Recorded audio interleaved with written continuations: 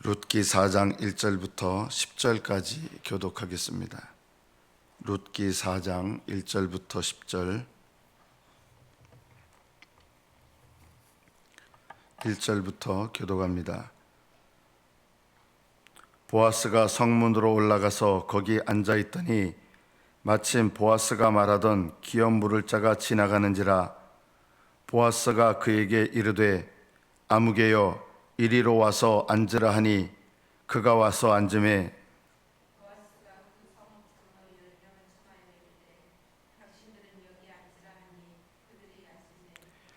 보아스가 그 기업 물을 자에게 이르되 모압 지방에서 돌아온 나오미가 우리 형제 엘리멜렉에게 소유지를 팔려 함으로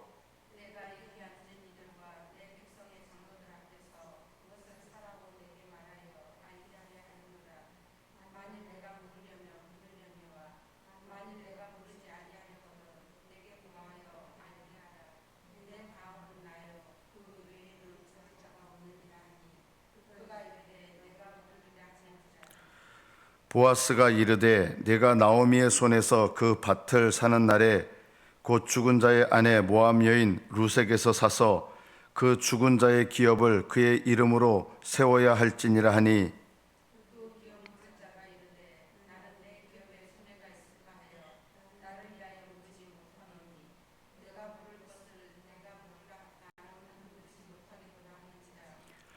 옛적 이스라엘 중에는 모든 것을 무르거나 교환하는 일을 확정하기 위하여 사람이 그의 신을 벗어 그의 이웃에게 주더니 이것이 이스라엘 중에 증명하는 전례가 된지라.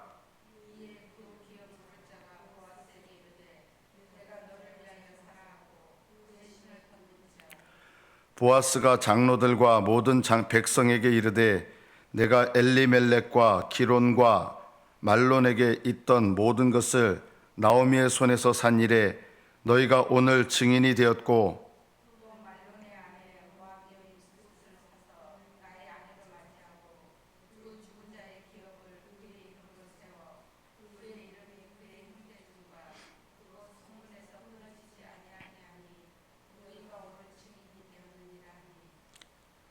여기까지 받들어 읽겠습니다.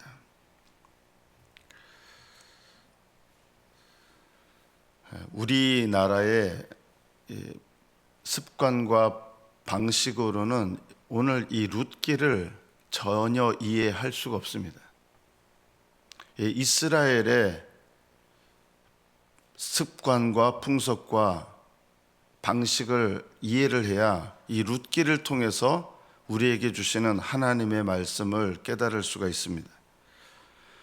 이스라엘 백성은 하나님께서 주신 약속의 땅, 이것을 자기 지파, 자기 가문에 대대로 내려가는 것이 굉장히 중요합니다. 그것이 어느 정도로 중요하냐면 생명과 같이 여겨질 정도로 중요한 겁니다. 요즘 우리로 말하면 부모에게서 믿음을 물려받아서 그 믿음을 자녀들에게 전달하는 것과 같은 이런 종류의 의미를 가지고 있는 것이 하나님께서 주신 약속의 땅을 자기 지파와 가족들에게 계속 이어져 내려가게 하는 것, 이게 이스라엘 사람들에게는 거의 비슷한 가치를 갖고 있었던 일이에요.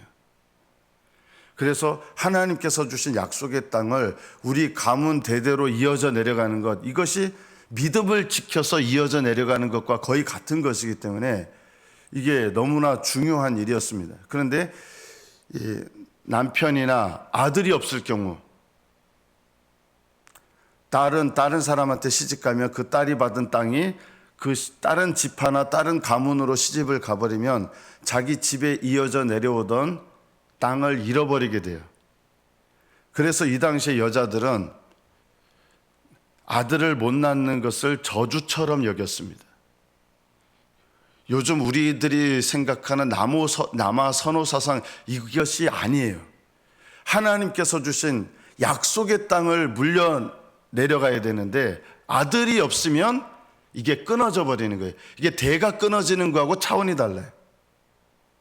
우리나라는 그냥 대가 끊어지니까 아들 했잖아요, 예전에. 이스라엘 백성은 약속의 땅을 이어받을 자손이 끊어진다고 하는 것은 이건 어떤 의미냐? 구원이 끊어진다는 거하고 거의 비슷한 의미예요. 그래서 아들이 너무나 중요하고, 근데 아들이 다 죽었잖아요. 남편도 죽고 아들도 죽고.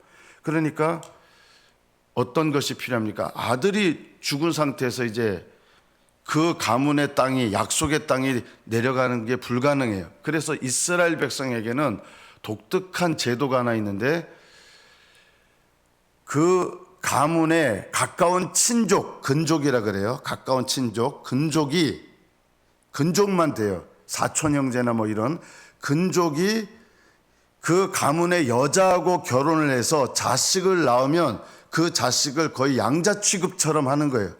그 자식이 죽은 자의, 그러니까 자기 아들이죠. 나오미 입장에서는 죽은 아들이 돼서 그 아들의 역할을 하면서 그 가문의 땅을 이어받아서 그 가문의 땅을 계속 이어져 내려가게 하는 거예요.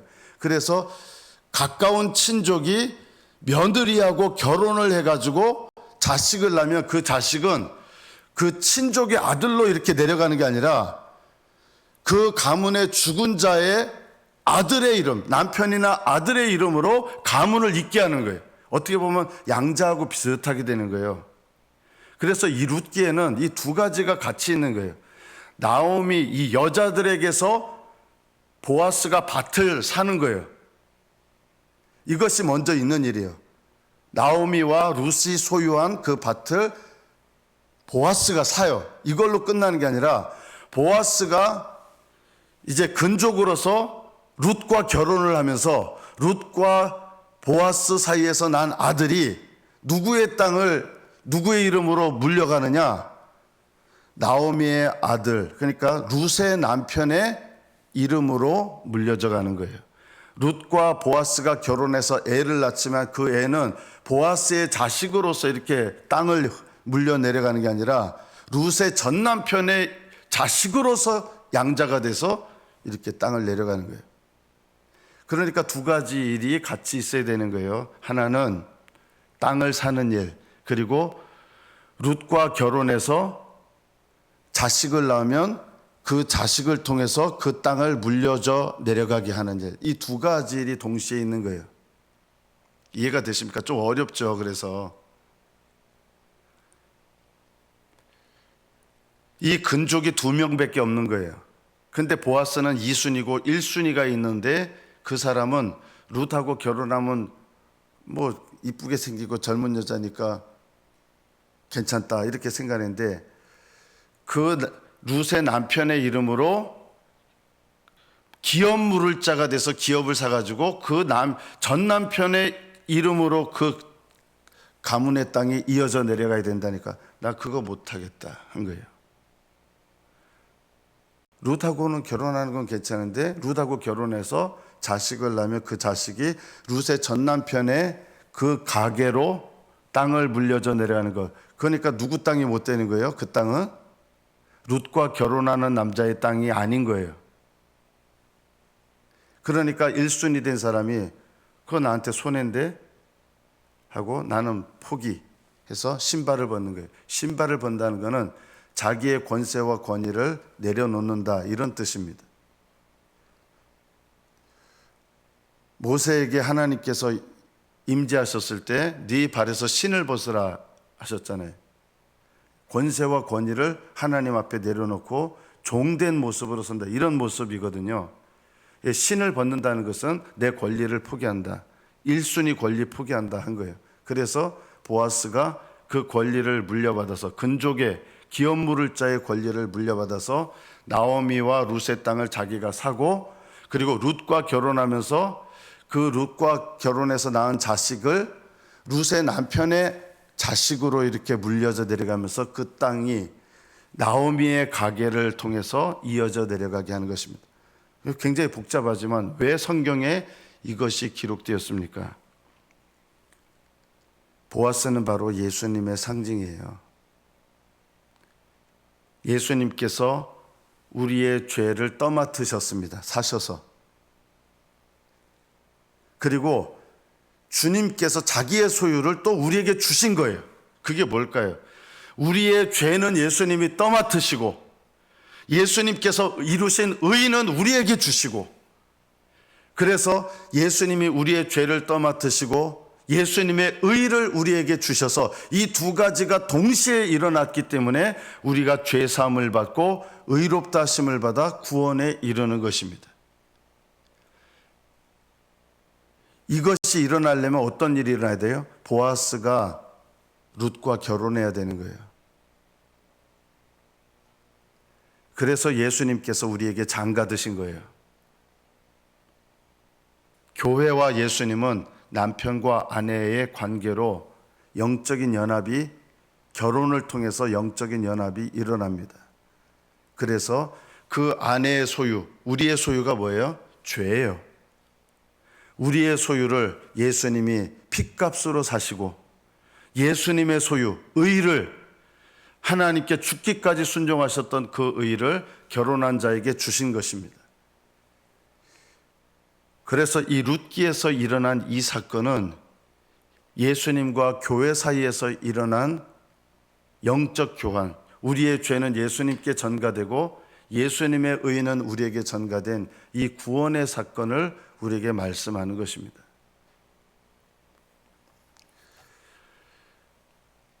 나오미에게 두 며느리가 있었습니다.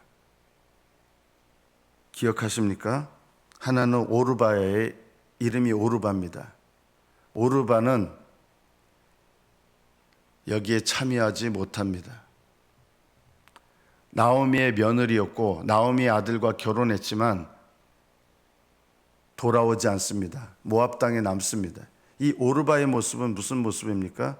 예수님을 일시적으로 믿었지만 다시 세상으로 빠져나가, 세상 죄인으로 살다가 예수님을 믿었지만 다시 세상으로 빠져나가서 세상에서 돌아오지 않는 육신적인 신자가 오르바의 모습입니다. 오르바는 구원받지 못합니다. 저는 참 두려운 것인데 지난주에도 말씀드렸지만요, 예수님을 영접했으면 무조건 구원받는다, 천국 들어간다, 전혀 그렇지 않습니다.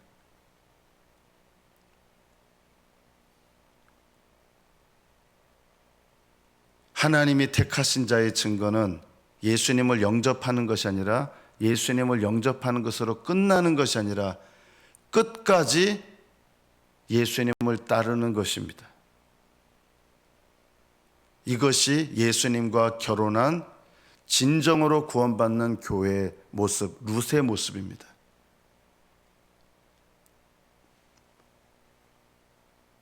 오르바가 룻보다 더 많다는 것을 기억하십시오. 교회 다니시는 분들 중에 오르바가 룻보다 더 많다. 교회 안에. 교회는요, 오르바와 룻이 함께 있어요. 나오미는 교회의 모습입니다. 교회. 성도들을 구원으로 이끄는 교회의 상징입니다. 나오미 자신도, 교회도 두 가지 교회의 모습이 있는 거예요. 나오미는 교회의 모습인데 세상으로 빠져나가서 돌아왔어요. 이건 회복한 교회예요. 돌아오지 않는 교회도 있어요.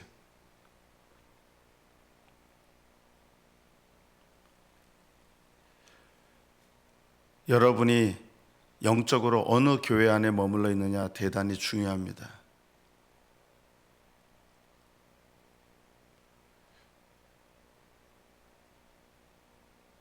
세상적으로 재밌는 교회, 즐거운 교회, 그것이 참 교회가 아닙니다. 어떤 교회가 참 교회냐? 주님께로 돌아가게 하는 교회, 주님께 머물러 있게 하는 교회, 이것이 참 교회입니다.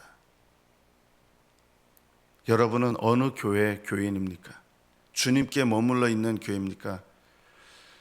우리가 또 오늘 본문에는 등장하지 않지만 그 전에 남편 엘리멜렉이 있었죠.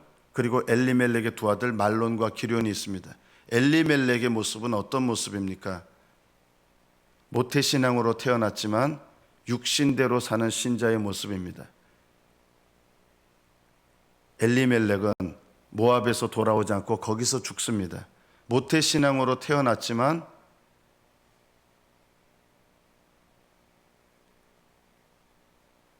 세상적인 잘못된 신앙 가운데 살다가 구원받지 못하는 사람의 모습입니다. 모태신앙으로 태어났다고 구원받는 거 아닙니다. 모태신앙은 하나님의 약속이 주어지는 것입니다. 모태신앙으로 태어난다고 천국 가는 거 아닙니다. 하늘나라는 믿음으로 가는 것이지 모태신앙으로 가는 것이 아닙니다. 참된 모태신앙은 끝까지 예수님을 따릅니다. 여러분의 자녀들에 대해서 안심하지 마세요. 저도 아들과 딸이 있는데 목사의 아들로 태어났다고 천국 가지 않습니다. 저도 제 딸과 아들을 위해서 기도해야 됩니다.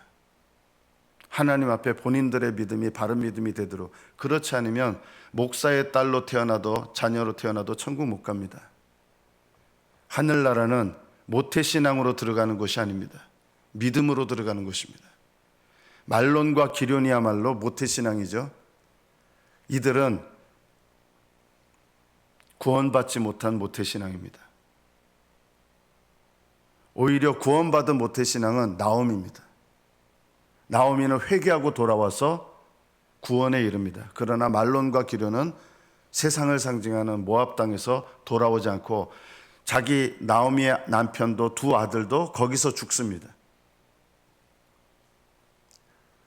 어떻게 보면 남편과 두 아들과 나오미 4명이 갔는데 그 중에 1명만 돌아옵니다. 여러분, 모태신앙으로 태어난 사람들 중에 상대적으로 더 많은 분들이 세상적으로 살다가 멸망의 길로 간다는 걸 기억하십시오.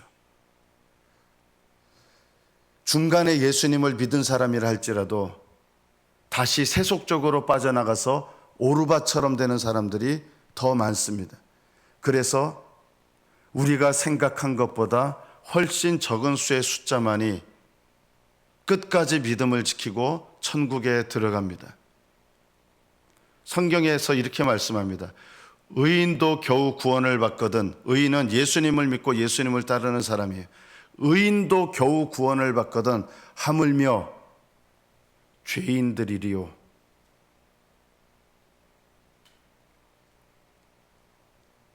예수님을 믿지만 육신을 따라서 사시는 분들은 천국에 들어가지 못합니다. 오늘날 교회에서는 예수님을 믿기만 하면 육신대로 살아도 천국 간다고 거짓말을 합니다. 거짓말입니다. 그 거짓말을 믿는다고 천국 가는 거 아닙니다.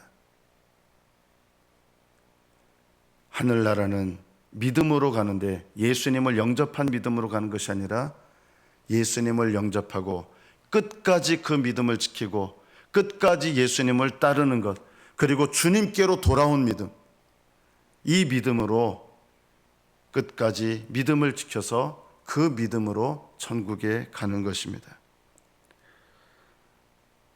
기업 물을 자는 1순위가 있었지만 내 기업에 손해가 될까 해서 나 포기한다 그랬어요. 이 모습은 또 어떤 모습입니까? 신앙을 위해서 대가를 치르려고 하지 않아요. 예수님을 믿는 신앙생활은 올바른 믿음을 유지하려면 반드시 있어야 되는 것이 있습니다. 날마다 깨어 기도하는 것, 날마다 하나님의 말씀으로 계시하는 예수님을 믿고 따르는 것.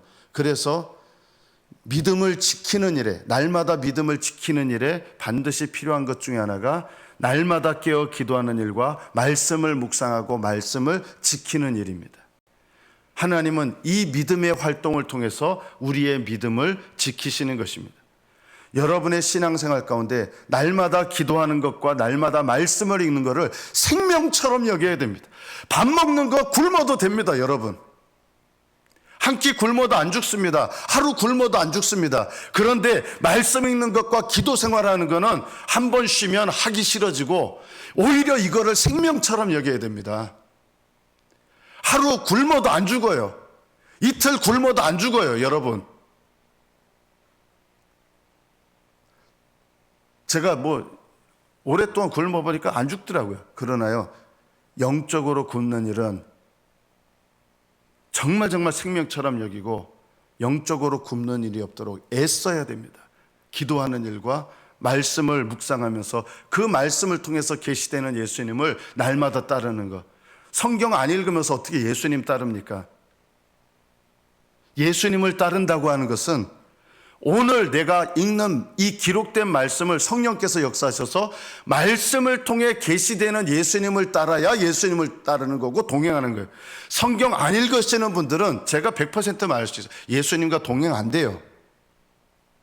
예수님과 동행하는 신앙은 날마다 읽는 말씀 속에서 계시되는 예수님을 따르는 건데, 성경을 안 읽으면서 어떻게 예수님을 따르고 동행합니까? 기도 생활을 안 하는데 어떻게 성령께서 말씀 가운데 역사합니까? 그래서 우리가 기도 생활과 말씀을 꾸준하게 하기 위해서 제가 맥케인 성경 읽으시라 그러고 기도 빠지지 말고 하시라 그러고, 이거를 오히려 생명처럼 여겨야 됩니다.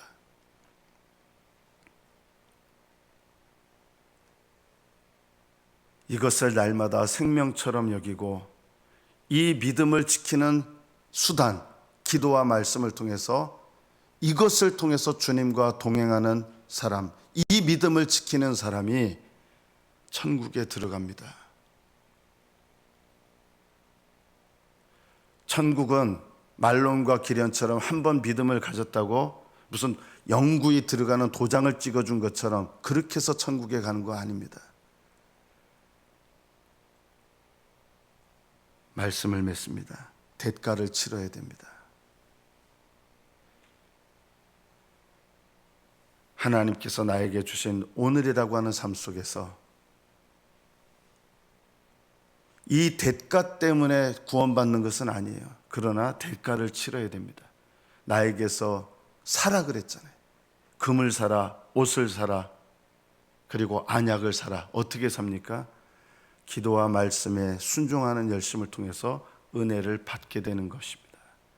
오늘 하루 여러분의 삶 속에서 주님께서 여러분을 위하여 예비하신 그 은혜를 받으시고 그 은혜의 능력으로 오늘을 승리하며 사시는 복된 믿음 되시기를 축복합니다. 기도하겠습니다.